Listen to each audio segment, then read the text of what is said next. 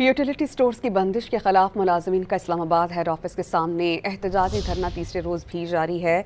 मुल्क भर से यूटिलिटी स्टोर्स के मुलाजमीन का धरने में आमद का सिलसिला जारी है। जॉइंट एक्शन कमेटी का ये कहना है कि मौसमी हालात के बावजूद मुलाजमीन अपने हुकूक के लिए डट कर खड़े हैं और बारिश के बावजूद मुलाजमीन ने रात खुले आसमान तले ही गुजारी है।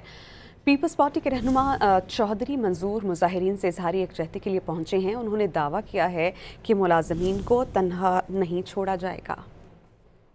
यूटिलिटी स्टोर्स की बंदिश के खिलाफ मुलाजमीन का इस्लामाबाद हेड ऑफिस के सामने एहतजाजी धरना तीसरे रोज भी जारी है।